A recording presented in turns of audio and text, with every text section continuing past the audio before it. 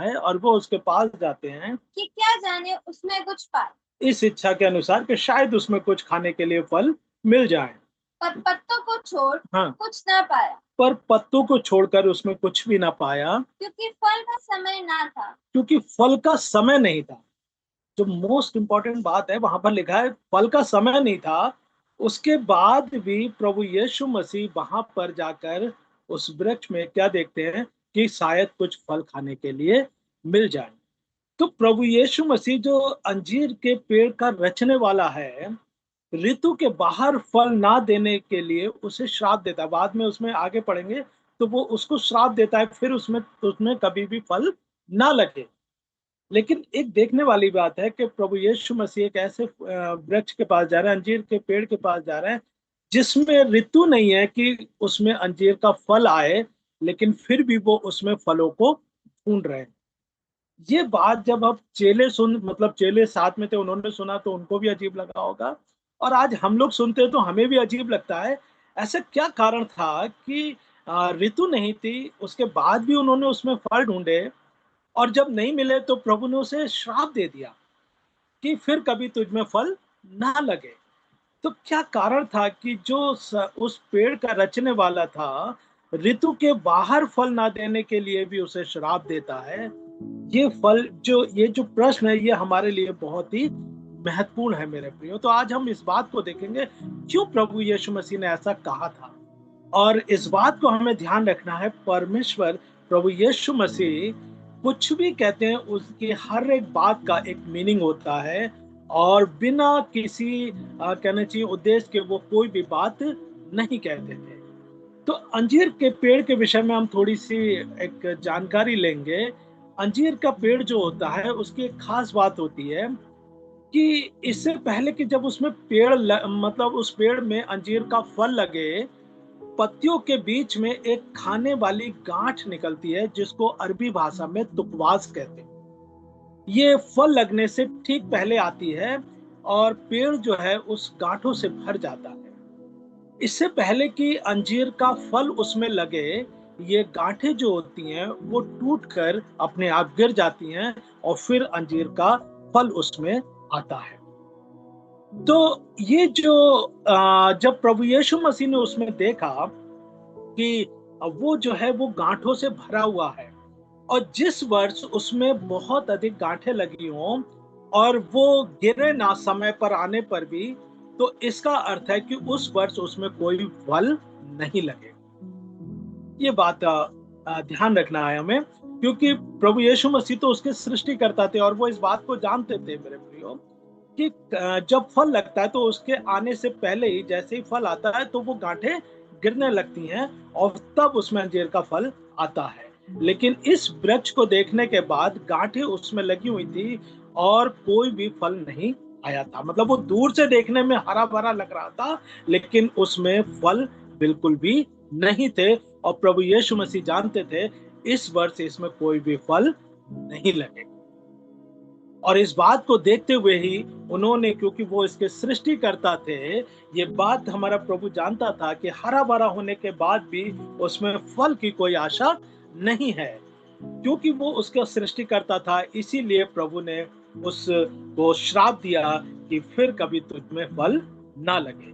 और ये बात चेले सुन रहे थे, और आज हम लोग भी जब सुन रहे हैं तो हमें लगता है कि शायद अध्याय जब हम पढ़ते हैं तो ऐसा लगता है कि प्रभु ने शायद गुस्से में आकर या शायद नाराजगी में ये कह दिया कि तुझ में फिर कभी फल ना लगे। परंतु ऐसा नहीं है मेरे प्रियो। ये इज़राइलियों के लिए एक सबक था, और आज हमारे लिए भी एक सबक है कि हम इस बात को बहुत अच्छे से समझने पाए मेरे प्रियो। प्रभु यीशु मसीह हमारे अंदर फलों को देखना चाहते हैं मेरे प्रियो। जो आज बहुत सारे लोगों के जीवन को आप देखेंगे तो वो फल दिखाई नहीं दे रहे। प्रभु यीशु मसीह हमारे बाहरी फलों को नहीं, परंतु आंतरिक फलों को देखना चाहते हैं। बाहरी तौर पे फल उस पेड़ में भी दिखाई दे रहे थे, उसके बाद भी प्रभु यीशु मसीह ने उसको श्राप दे दिया। लेकिन प्रभु यीशु मसीह जो देखना चाहते हैं वो हमारे आंतरिक फलों को देखना चाहते हैं, जो चाहे भले ही संसार ना देखे, संसार के लोग ना देखे, लेकिन हमारा परमेश्वर देखना चाहिए, क्योंकि वो अंदर के आत्मिक चीजों को ही देखते हैं। जब आप यूहन्ना 15 अध्याय का पहला पद पढ़ते हैं, तो वहां पर इस प्रकार लिखा है, यूहन्ना रचित सुसमाचार उसका 15 अध्याय और उसका पहला पद पढ़ेंगे, तो वहां पर इस प्रकार लिखा है, सच्ची दाखलता मैं हूँ और मेरा पिता किसान है। हाँ जो डाली मुझ में है हाँ और नहीं फलती, जी, उसे वे काट डालता है, और जो हाँ हाँ हाँ और जो फलती है उसे वे छांटता है ताकि और फले। जो डाली मुझ में है और नहीं फलती, उसे वो काट डालता है, और जो फलती है उसे छांटता है ताकि वो और फले। प्रभु यीशु मसीह इस एक बात कहते हैं कि मेरा पिता किसान है, और पढ़िए उसको, सच्ची दाखलता मैं हूँ, सच्ची दाखलता मैं हूँ और मेरा पिता किसान मेरा पिता किसान है। जो डाली मुझ में है, जो डाली मुझ में होने के बाद भी और नहीं फलती, उसे वे काट डालता है। उसे वो काट डालता है। यदि हम प्रभु यीशु मसीह में हैं मेरे प्रियो, बरसों से हैं, जन्म से हैं, किसी भी 1 साल 2 साल 15 साल से हैं, और अगर हमारे अंदर वो फल दिखाई नहीं दे रहे हैं मेरे प्रियो, तो प्रभु यीशु मसीह कहते हैं जो डाली मुझ में है और नहीं फल दे रही है, तो फिर उसको वो काट डालता है, और जो डाली उसमें होने के बाद फलती है उसे वो छांटता है ताकि वो और फलदायक बने। मेरे, इस बात को हमें गहराई से समझना है। तो इसका अर्थ है कि प्रभु या परमेश्वर हमारे अंदर आंतरिक फलों को देखना चाहते हैं, जो बहुत ही इंपॉर्टेंट है, और जिस ओर कई बार हम ध्यान नहीं देते मेरे प्रियो। कई बार क्या होता है कि हमारे अंदर बाहरी फल ज्यादा दिखाई देते हैं बजाय आंतरिक फलों के, अर्थात बाहरी दिखावा ज्यादा दिखाई देता है। बाहर से प्रेज द लॉर्ड, जय मसीह की अच्छी अच्छी बातें बोलना, और रेगुलर चर्च जाना, समय से जाना, लोगों को बताना मैं कभी चर्च मिस नहीं करता हूँ, मैं डेली प्रार्थना करता हूँ, मैं वचन का अच्छा ज्ञान रखता हूँ, ये सब हम बाहरी दिखावा है, लोगों को पता चले ताकि। लेकिन अंदर हमारे क्या है मन में, हम जब किसी से मिलते हैं, हम चर्च जाते हैं या कभी मीटिंग्स में जाते हैं, किसी से मिलते हैं, hello brother, praise the Lord, कैसे हैं आप, बहुत मुस्कुरा के उसका अभिनंदन करते हैं, उससे बड़े अच्छे से प्यार से बात करते हैं, लेकिन अंदर हमारे क्या चल रहा होता है ये प्रभु ही जानता है। अरे हमें मालूम है तुम कितने दुष्ट व्यक्ति हो, तुमसे तो बात करने का मन नहीं करता, अरे कितना स्टाइल मारा है, अरे कितना घमंडी है, कितना अहंकार है इसमें, मतलब बहुत सारी बातों को हम लेकर चलते हैं मेरे प्रिय। जब हम किसी से कड़वाहट भरे दिल से मिलते हैं, लेकिन बाहरी तौर पे हमारा क्या होता है, वो प्रेम दिखाई दे रहा है, लोगों को दिखाई दे रहा है ये बड़े प्रेमी व्यक्ति है, सबसे बड़े प्रेम से मिलते हैं, लेकिन अंदर शायद वो बात हमारे अंदर जब नहीं होती, तो प्रभु यीशु मसीह तो हमारे दिलों को जानने वाले परमेश्वर है। मेरे प्रियो, आप बाहरी लोगों को ये बात से संतुष्ट कर सकते हैं कि आप बहुत अच्छे व्यक्ति हैं, लेकिन हमेशा याद रखिए परमेश्वर आपके दिल को बहुत अच्छे से जानते हैं। यदि कभी भी आपके मन में कुछ कड़वाहट चल रही है, कुछ ऐसे बातें हैं जो लोगों के प्रति हैं या किसी के भी प्रति हैं, तो आप भले ही इस बात को अपने मन में संतुष्टि ले लें कि कोई इस बात को नहीं जानता, या मैं जिसके प्रति बुराई रखता हूं वो इस बात को नहीं जानता, लेकिन इस बात को जरूर याद रखें, वो परमेश्वर आपको जानता है कि आपके मन में क्या चल रहा है। तो ये जो बाहरी दिखावे वाले कार्य होते हैं मेरे प्रियो, इनसे प्रभु प्रसन्न नहीं होते, और वो कहते हैं, इसीलिए कहते हैं तुम्हारे भले काम जो है वो मेरे सामने मैले चिथड़ों के समान है। मेरे प्रियो, आप लूका रचित सुसमाचार उसका 16 अध्याय और उसका 15 पद पढ़ेंगे, तो वहां पर लिखा है, उसने उनसे कहा, तुम तो मनुष्य के सामने अपने आप को धर्मी ठहराते हो, तुम तो मनुष्यों के सामने अपने आप को धर्मी ठहराते हो, परंतु परमेश्वर तुम्हारे मन को जानता है। परंतु परमेश्वर तुम्हारे मनों को जानता है, क्योंकि जो वस्तु मनुष्य की दृष्टि में महान है, जो वस्तु मनुष्यों की दृष्टि में महान है, वह परमेश्वर के निकट घृणित है। वो परमेश्वर के निकट घृणित है। मेरे जिन बातों को आप सोचते, कहते हैं, फिर से पढ़ देना बेटा, उसने उनसे कहा, तुम तो मनुष्य के सामने अपने आप को धर्मी ठहराते हो। जरूरत किस बात की थी कि तुम परमेश्वर के सामने अपने आप को धर्मी ठहराओ, लेकिन तुम कर क्या रहे हो, तुम मनुष्यों के सामने अपने आप को धर्मी ठहरा रहे हो। और आगे क्या कहता है? परंतु परमेश्वर तुम्हारे मन को जानता है। परंतु ध्यान रखिए, परमेश्वर तुम्हारे मनों को जानता है मेरे भाई। यदि आप इस बात पे गौर नहीं करते तो आज इस बात को हमें अच्छे से समझना है। बाहरी तौर पे हम मनुष्यों को प्रसन्न कर सकते हैं, लेकिन परमेश्वर हमारे हृदयों को जानता है मेरे भाई। और कहता है तुम्हारे भले काम मेरे सामने मैले चिथड़ों के समान है। तुम तो मनुष्यों को दिखाने के लिए भले काम करते हो, लेकिन इनसे परमेश्वर प्रसन्न नहीं होता मेरे भाई। अक्सर हम मनुष्य को प्रसन्न करने में लगे, बहुत सारे लोगों को आप देखें, आप लोगों को प्रसन्न करने में लगे हुए। लोग हमें अच्छा एक सेवक जाने, अच्छा एक विश्वासी जाने, अच्छा एक ईमानदार व्यक्ति जाने, लोगों को समझाने में लगे हुए हैं। लेकिन कई बार आप ये महसूस भी करेंगे, मेरा ये पर्सनल मेरा एक्सपीरियंस है, मैंने जब भी लोगों को ये बात को समझाने की कोशिश करी कि देखो मैं एक अच्छा इंसान हूं, लोगों ने कभी समझा नहीं मेरे को। आप नहीं समझेंगे लोग, आप चाहे कितना भी अच्छा इंसान बन के देख लीजिए, लोगों को आपके विषय में जो सोचना है वो सोच कर ही रहेंगे। तो जब हम लोगों को प्रसन्न करते हैं ताकि लोग हमसे अच्छा व्यवहार करें या हमसे अच्छी चीजें करें, वो नहीं करेंगे आपके साथ। यदि फिर मैंने एक दूसरा तरीका अपनाया कि लोगों को प्रसन्न करने के बजाय जब हम परमेश्वर के साथ चलते हैं तो हम सिर्फ परमेश्वर को प्रसन्न करेंगे। लोग हमारे विषय में क्या सोचते हैं, इस बात को हमने बिल्कुल ही त्याग दिया मेरे प्रिय। और जिस दिन से हमने ये कार्य किया, हम सिर्फ परमेश्वर को प्रसन्न करते हैं। लोग इस बात को समझे या ना समझे, हमें कोई फर्क नहीं पड़ता। और मेरे प्रियो, मैं आपको सच बता रहा हूं, उस दिन से लोग भी अपनी जगह पर धीरे धीरे सही आने लगे मेरे। क्योंकि जब परमेश्वर आपसे प्रसन्न होता है तो लोग भी आपसे प्रसन्न होकर ही रहेंगे मेरे प्रिय, क्योंकि ये परमेश्वर की इच्छा होगी मेरे प्रिय। आप इस बात को समझिए, आप लोगों को दिखाने के लिए नहीं, परंतु परमेश्वर को प्रसन्न करने के लिए जीवन बिताएंगे, तब लोग भी प्रसन्न रहेंगे और परमेश्वर भी प्रसन्न रहेगा और आपके जीवन में खुशी और आनंद भरपूरी से रहेगा मेरे प्रिय। तो परमेश्वर को प्रसन्न करने के लिए हमें क्या करें मेरे प्रियो? प्रभु यीशु मसीह ने क्या कहा हमसे? एक पद पढ़ेंगे, यूहन्ना 13 अध्याय का 34 पद पढ़ेंगे। प्रभु यीशु मसीह ने हमसे एक बात कही। वैसे उन्होंने बहुत सारी बातें, आज्ञाएं हमसे कही हैं करने के लिए, लेकिन एक महत्वपूर्ण बात जो उन्होंने बार बार कही, वो उसको देखते हैं हम लोग। पढ़िए। मैं तुम्हें एक नई आज्ञा देता हूँ, हाँ, कि एक दूसरे से प्रेम रखो। एक दूसरे से प्रेम रखो, जैसा मैंने तुमसे प्रेम रखा है, जैसा मैंने तुमसे प्रेम किया, वैसा ही तुम भी एक दूसरे से प्रेम रखो। वैसा ही तुम भी एक दूसरे से प्रेम रखो। प्रभु यीशु मसीह ने हमें आज्ञा दी, जैसा मैंने तुमसे प्रेम रखा। उन्होंने क्या किया? परमेश्वर ने हमें अपना प्रेम दिखाने के लिए अपना इकलौते पुत्र को मनुष्य के रूप में भेजा, और उन्होंने इतना दुख सहा मेरे प्रियो, जो आप कल्पना भी नहीं कर सकते। आप जानते हैं, हम सब इस बात को जानते हैं कि प्रभु यीशु मसीह ने वो दुख कैसे उठाया था, और इसके लिए उन्होंने प्रार्थना करी, प्रभु यदि हो सके तो ये प्याला मेरे सामने से हटा ले।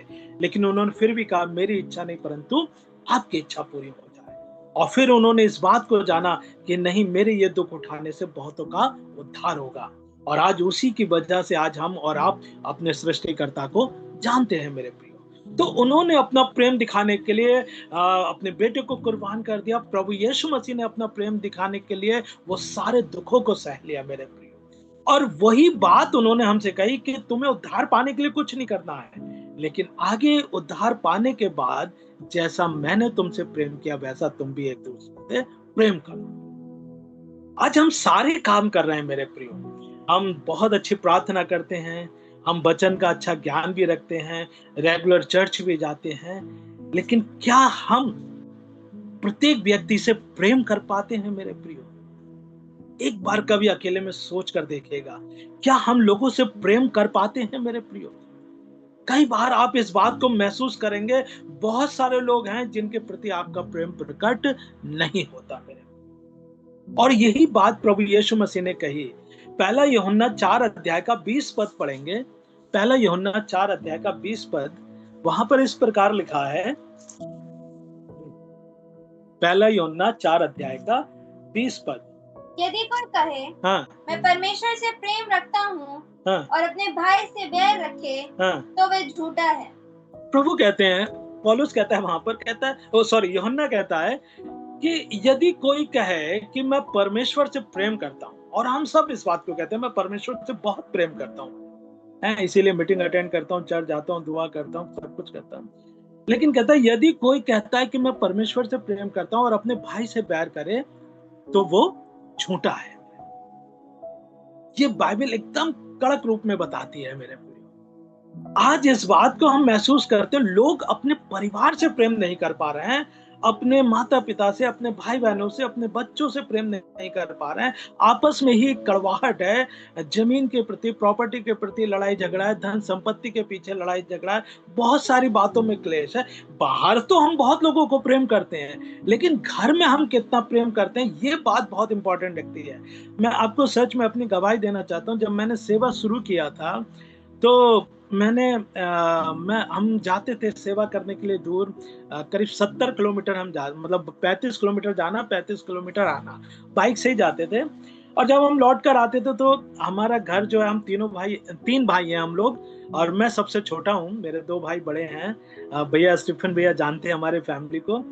तो बड़े भाई ऊपर रहते हैं, उससे नीचे छोटे भाई रहते हैं, और सामने वाले पोर्शन में मैं रहता हूँ। तो हमारी गैलरी है काफी बड़ी, जिसमें बाइक वगैरह मोटरसाइकिल सबकी खड़ी रहती हैं। करीब 5-6 मोटरसाइकिल वहां पर खड़ी रहती है। तो कई बार क्या होता था, जब हम बाहर से आते थे तो वो इधर उधर बाइक खड़ी होती थी, तो जगह नहीं मिलती थी, तो मुझे बड़ा गुस्सा आता था, ये बच्चे कैसे बाइक खड़ी कर देते हैं, और मैं इतना थका हुआ आता हूँ, मैं पहले गाड़ियों को इधर उधर करता हूँ, फिर अपनी गाड़ी खड़ी करता हूँ। ये लोग बिल्कुल भी नहीं सोचते कि मैं इतनी दूर से थका हुआ। और मैं बड़ी अच्छी सेवा करके आता था, बड़ा प्रार्थना दुआ करके आता था, और वहां आते ही मुझ में एक ऐसा क्रोध आ जाता था कि वो सारा मुझे वो व्यर्थ हो जाता था, मेरी खुशी, मेरा आनंद चला जाता था, और मैं अंदर तक फिर बड़ा गुस्से में आता था, देखो ये लोग हर बार ऐसा करते हैं। तो कई बार मैंने सोचा, मैं प्रार्थना कर रहा था और प्रभु ने मुझसे बड़े अच्छे से बातचीत किया है कि देखो, वो सही नहीं करेंगे, सेवा तुमने शुरू किया है, सबसे पहले तुम्हें अपने जीवन को सुधारना है। तुम क्या कर रहे हो उनकी छोड़ो, तुम क्या कर रहे हो। मैंने कहा हाँ प्रभु सच में। उन्होंने कहा सबसे पहले तुम अपने जीवन को सुधारो, तुम क्रोध करना छोड़ो, तुम अपने परिवार से, अपने बच्चों से प्रेम करना छोड़ो। और मैंने तुरंत एक निर्णय लिया, आज के बाद चाहे कितनी भी गाड़ियां खराब लगी हो, भले ही मुझे धूप में खड़ी करनी पड़ जाए, मैं गुस्सा नहीं करूंगा। और मैंने फिर उस दिन से गुस्सा करना बंद कर दिया, और उसके बाद मैंने घर में एक मीटिंग रखी। अब क्योंकि प्रभु ने मेरी आत्मा को बहुत झकझोर करके रख दिया था, और बहुत सारी बातें थी जो मेरे मन में थी, उन सबको मैंने निकालने के लिए एक घर में कॉटेज मीटिंग रखी, और उनसे कहा कि देखो भाइयों, मैं आप लोगों से बहुत प्यार करता हूँ, बच्चों से भी बहुत प्यार करता हूँ। पीछे की जिंदगी के विषय में बात नहीं करूंगा, लेकिन आज के बाद मैं आपको एक वायदा करता हूँ, मैं आपसे कभी झगड़ा नहीं करूंगा, बच्चों पे कभी गुस्सा नहीं करूंगा।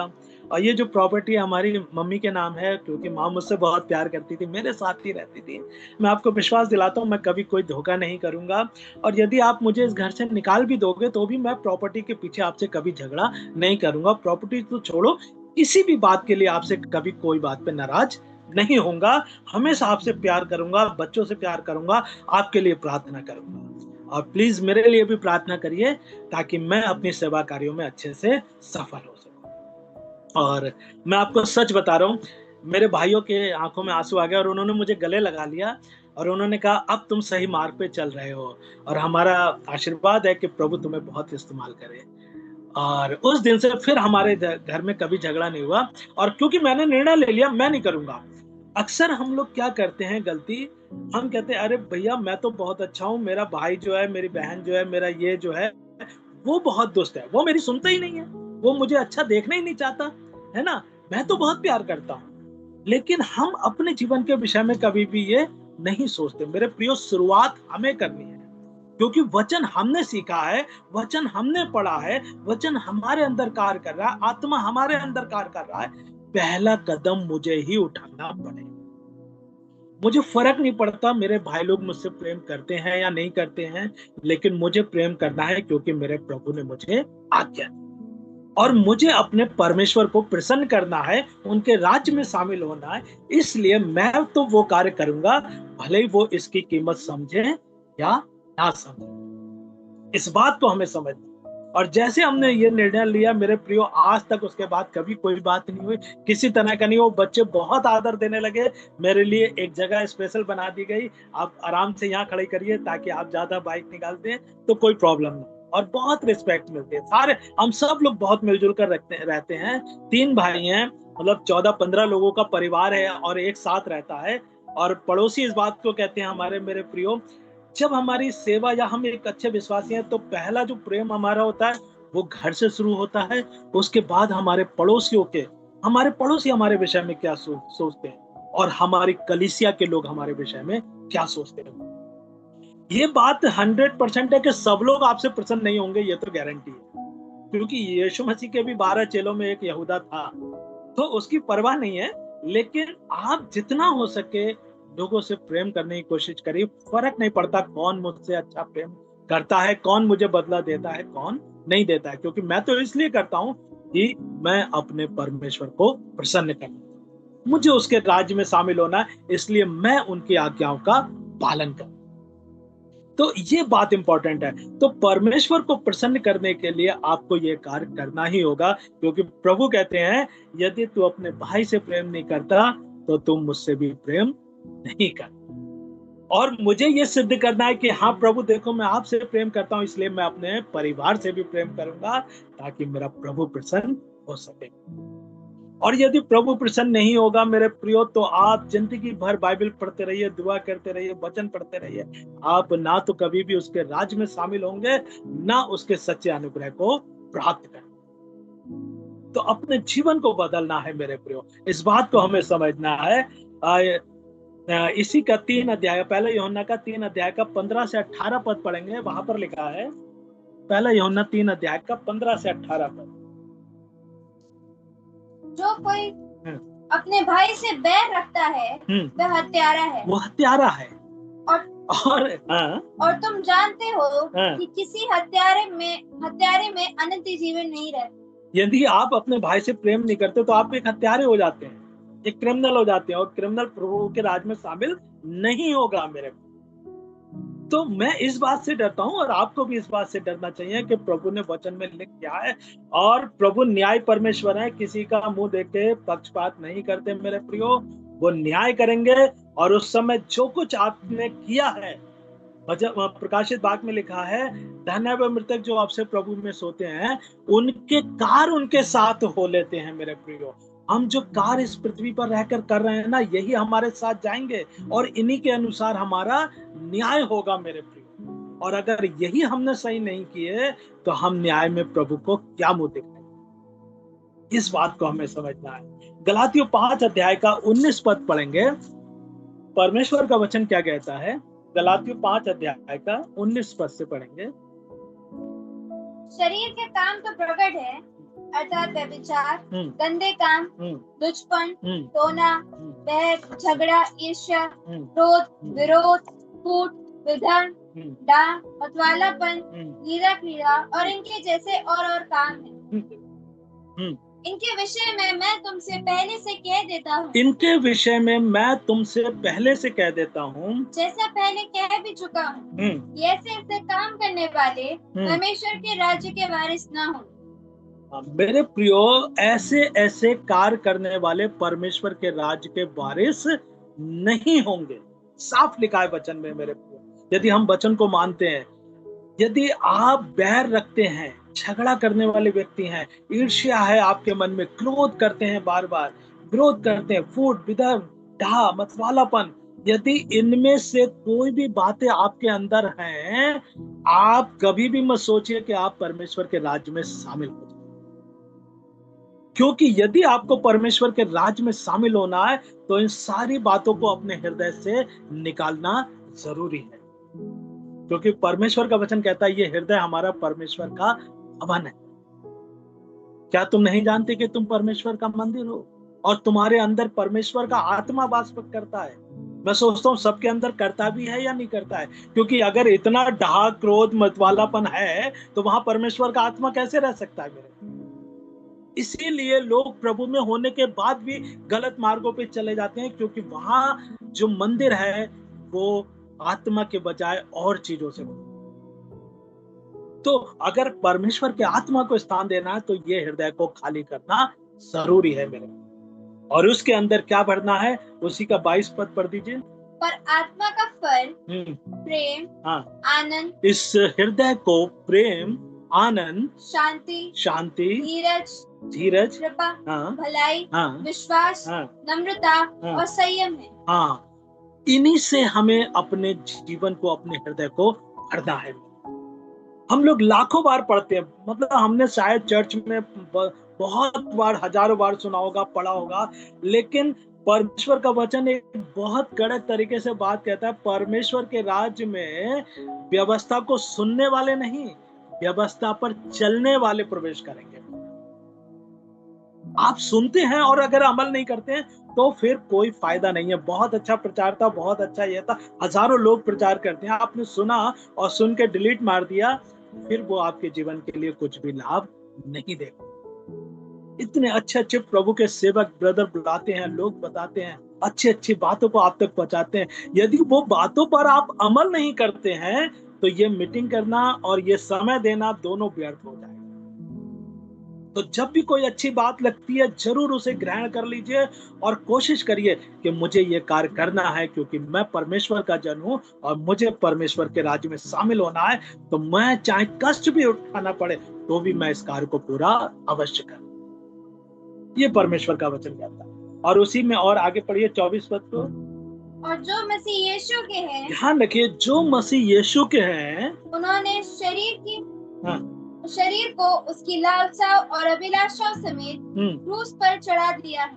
जो मसीह यीशु के हैं, यदि आप मसीह यीशु के हैं तो अपनी लालसाओं और अभिलाषाओं को क्रूस पर टांग दीजिए मेरे प्रिय। कोई लालसा नहीं, कोई संसारिक में चाहत नहीं है, कुछ भी संसार में नहीं चाहिए, सिर्फ प्रभु चाहिए। यदि प्रभु है तो सब कुछ है मेरे। अपनी लालसाओं को क्रूस पर टांग दीजिए मेरे, क्योंकि यही मसीह यीशु के पीछे चलने वाले लोगों का जीवन है। परमेश्वर का वचन हमें बताता है। तो कैसे पता चलेगा? तो परमेश्वर को हम यदि प्रसन्न करना चाहते हैं मेरे प्रियो, और हम परमेश्वर के राज्य में शामिल होना चाहते हैं, तो हमें अपने अंदर ये आत्मा के फलों को लाना जरूरी है, क्योंकि परमेश्वर बाहर के फलों को पहचान लेते हैं, आंतरिक फलों को वो हमारे अंदर ढूंढते हैं। तो कैसे पता चलेगा कि हमारे अंदर आत्मा के फल हैं या नहीं है? अब सवाल ये उठता है, हम अंतिम जा रहे हैं, समय हमारा हो रहा है, तो मैं जल्दी से इसको फिनिश करूंगा। कैसे पता चलेगा? क्योंकि हम सब अपनी निगाह में क्या है, एक अच्छे इंसान है, और हम सब ये मानते हैं कि हम बहुत अच्छे विश्वासी हैं, हम दुआ प्रार्थना करने वाले हैं, हम लोग प्रभु का भय मानने वाले लोग हैं। अगर आप किसी से भी कहें तो वो ये नहीं कहेगा नहीं नहीं, मैं भैया बहुत ध्यान रखता हूँ सारी चीजों का, और मैं बहुत अच्छा वचन रोज सुबह पढ़ता हूँ, रोज संगति अटेंड करता हूँ, कभी भी चर्च मिस नहीं करता। कैसे पता चलेगा कि हम परमेश्वर के, हमारे अंदर परमेश्वर के फल है या नहीं है? पढ़ेंगे मत्ती 7 अध्याय का 16 पद पढ़ेंगे जल्दी से, 16 से लेकर 20 तक। मत्ती 7 अध्याय का 16 से लेकर 20 पद तक। उनके फलों से तुम उन्हें पहचान लोगे। उनके फलों से तुम उन्हें पहचान लोगे। क्या लोग झाड़ियों से अंगूर या ऊंट कटारों से अंजीर तोड़ते हैं? क्या झाड़ियों से अंगूर आ सकता है मेरे प्रियो, या ऊंट कटारों से अंजीर आ सकता है?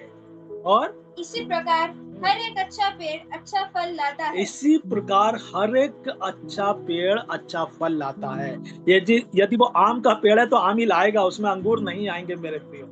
परमेश्वर का वचन यही हमें सिखाना चाहता है। यदि हम परमेश्वर के लोग हैं तो हमारे अंदर प्रेम, आनंद, शांति, धीरज, कृपा, भलाई यही दिखना चाहिए मेरे प्रियो।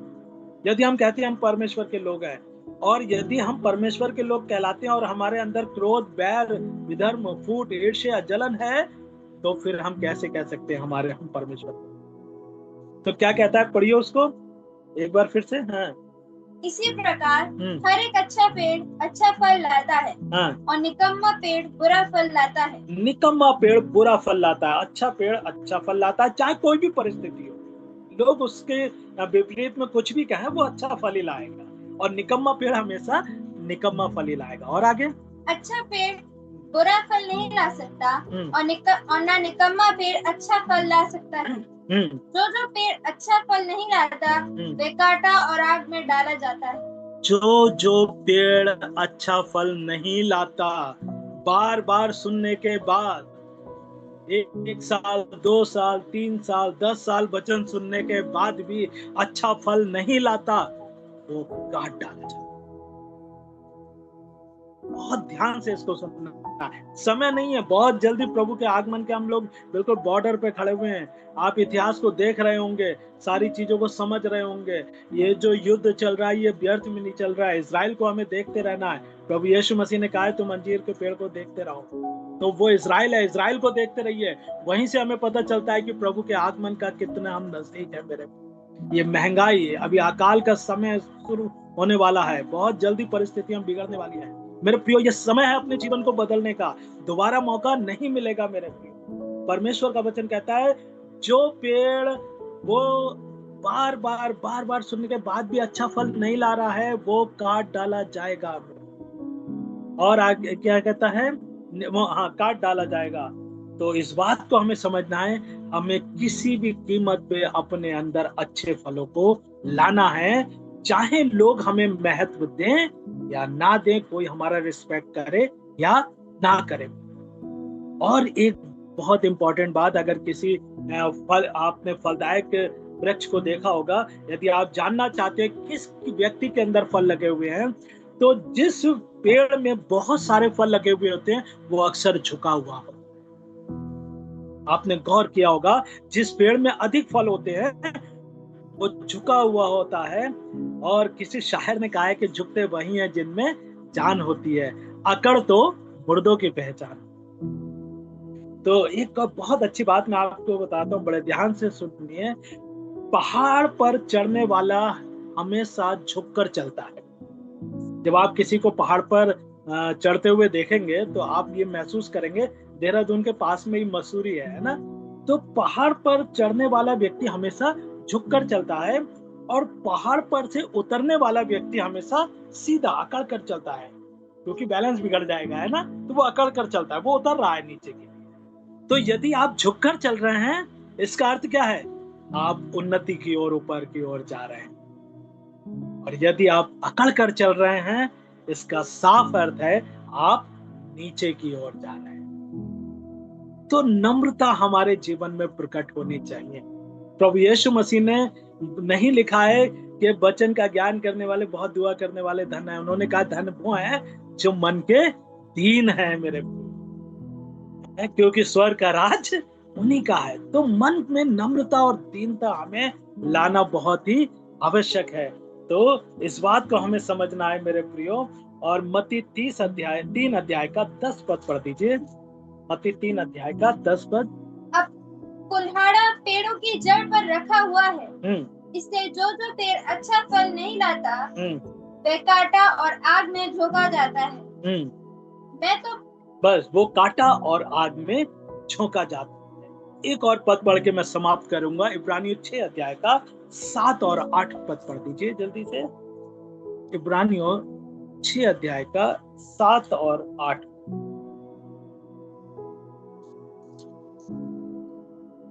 इब्रानियों 6 अध्याय का 7 और 8।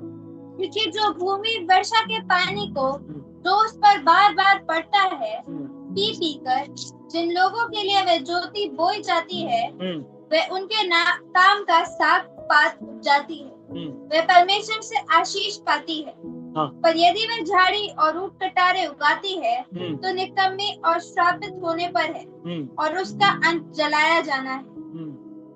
बस उसका अंत जलाया जाना है। जो भूमि, क्या कहते, पढ़िए शुरू से पढ़िए। जो भूमि वर्षा के पानी को जो उस पर बार बार पड़ता है, जो भूमि वर्षा के पानी को जो उस पर बार बार पड़ता है पी पी कर, जिन लोगों के लिए वह ज्योति बोई जाती है उनके काम का साग पात उपजाती है। जो पानी को पी पी कर क्या करती है, लोगों के उपयोग के लिए साग पात उपजाती है, वे परमेश्वर से आशीष पाती है। वो परमेश्वर से आशीष पाती है। इसका अर्थ है जो लोग परमेश्वर के वचन को सुनकर अपने जीवन को बदलते चले जाते हैं, परमेश्वर की इच्छाओं पे और दृढ़ होते चले जाते हैं, वो बहुत ही आशीषित होते हैं और उनके जीवन से और भी लोग आशीषित होते हैं। लेकिन जो पेड़, और आगे पढ़िए उसी को, पर यदि वह झाड़ी ऊंट कटारे उगाती है, यदि वो झाड़ी और ऊंट कटारे उगाए तो निकम्मी और श्रापित होने पर है। यदि वो वर्षा का पानी पी पी कर बार बार सुनने के बाद भी क्या है, वो झाड़ी और ऊंट कटारे उगाती है, तो वो श्रापित है और आग में जलाए जाने के काम आएगी। ये परमेश्वर का वचन हमें बताता है, हमारे लिए बहुत ही आवश्यक है हम इन बातों को समझें। लूका 13 अध्याय, सॉरी एक पद और पढ़ा देता हूं आपको जल्दी से। लूका 13 अध्याय में भी अंजीर के वृक्ष में प्रभु यीशु मसीह ने बहुत महत्वपूर्ण बात कही है। इसको कहकर हम समाप्त करेंगे। एक पढ़िए लूका 13 अध्याय का 6 पद। फिर उसने दृष्टांत भी कहा, किसी की अंगूर की बारी में एक अंजीर का पेड़ लगा हुआ था। वह उसमें फल ढूंढने आया, परंतु ना पाया। तब उसने बारी के रखवाले से कहा, देख 3 वर्ष से मैं इस अंजीर के पेड़ में फल ढूंढने आता हूँ, परंतु नहीं पाता। इसे काट डाल कि ये भूमि को भी क्यों रोके रहे। उसने उसको उत्तर दिया, हे स्वामी, इसे इस वर्ष और रहने दे कि मैं इसके चारों ओर खोद कर काट डालूं। एक अंगूर की बारी में उसका मालिक जाता है और एक पेड़ को देखता है, कहता है मैं 3 साल से इसको देख रहा हूँ, इसमें कोई फल नहीं आ रहा है, तो ये भूमि को घेरे हुए, इसको क्या कर, काट के फेंक दे और दूसरा लगा, है ना। लेकिन जो माली होता है वो कहता है प्रभु 1 साल और रहने दे, है ना, 1 साल और रहने दे, मैं इसमें खोद कर खाद डालूंगा। और आगे कहता है 9 पद पढ़ दीजिए उसका, यदि आगे को फले तो भला, आगे को फले तो भला, नहीं तो उसे काट डाल, नहीं तो उसे काट डाल। बड़े ध्यान से समझिए मुझे, परमेश्वर ने ये जो जीवन हमें दिया, आप देख रहे होंगे लाखों लोग जो है अचानक आने वाली विपत्तियों से नाश हो जा रहे हैं। जवान बच्चों को हार्ट अटैक पड़ रहा है मेरे प्रियो, अक्सर कुछ ना कुछ एक्सीडेंट हो रहा है। तो यदि हम, परमेश्वर ने हमें जीवित रखा है, तो ये परमेश्वर का वचन बताता है, ये इसलिए नहीं कि हम इसको आनंद दे, धन्यवाद दे, प्रभु तूने हमें अच्छा रखा है, प्रभु धन्यवाद, नहीं, ये एक मौका परमेश्वर और दे रहा है ताकि हम अपने जीवन को सुधार लें। ये माली हमारे लिए प्रार्थना कर रहा है, प्रभु यीशु मसीह हमारे लिए प्रार्थना कर रहा है, प्रभु 1 वर्ष और रहने दे, हो सकता है इसमें अब की बार फल आ जाए। वो उम्मीद कर रहा है हमसे, क्योंकि बहुत सारे लोगों को हम जीवनों को देख रहे हैं, वो एक साधारण जीवन जी रहे हैं लोगों के समान, वो संसार की अभिलाषाओं के पीछे पड़े हुए, अच्छे घर के लिए, धन संपत्ति के लिए, वैभव के लिए, पोस्टों के लिए मेरे प्रियो। लेकिन प्रभु के पीछे कितने लोग पागलपन में हैं मेरे प्रियो, कितने लोग प्रभु के पीछे चलने की कोशिश कर रहे हैं, कितने लोग परमेश्वर के राज की खोज कर रहे हैं कि मुझे उसमें प्रवेश करना, उसके लिए मैं क्या क्या करूं। प्रभु यीशु मसीह कह रहे हैं 1 वर्ष और दे दे, शायद इसमें फल आ जाए। वो शायद हमारे और आपके लिए मेरे प्रियो, ये वर्ष शायद हमें इसलिए दिया गया है ताकि हम अपने अंदर को फलों को पाएं। मेरे प्रेम, आनंद, सीरत, कृपा, भलाई, वो प्रभु जो देखना चाहता है, जिनसे फुर्सत होता है। नहीं तो शायद यदि फल नहीं लगे तो परमेश्वर का वचन कहता है फिर कोई माफी हमारे लिए नहीं। यहीं पर मैं इस वचन को समाप्त करूंगा। प्रभु आप सबको बहुत आयक से आशीष दे। Thank you. जय मसीह। परमेश्वर धन्यवाद उन सुंदर वचनों के लिए। सचमुच हमारे जीवन में क्या फल, बाहरी फल है या आंतरिक फल है, सचमुच परमेश्वर हमारे जीवन में अंदर फलों को देखना चाहते हैं और चाहते हैं कि हम जैसा परमेश्वर प्रभु यीशु मसीह ने हमसे प्रेम किया वैसा प्रेम हम अपने भाइयों से रख सके। थैंक यू भैया, बहुत सुंदर वचन के लिए। परमेश्वर आपको बहुत आशीष दे, आपके परिवार पर, आपकी सेवकाई पर, आपके जीवन पर, आपके हाथों के कार्य पर परमेश्वर की आशीषें बनी रहे और बढ़ती जाए। परमेश्वर आपको अपने राज के विस्तार के लिए और ज्यादा इस्तेमाल करें। थैंक यू भैया, थैंक यू। परमेश्वर आपको बहुत आशीष दे। समय होगा जब हम लास्ट प्रेयर में मूव करेंगे और मैं रिक्वेस्ट करूंगा सिस्टर अंजलि से कि हमें प्रार्थना में लीड करें। सिस्टर अंजलि।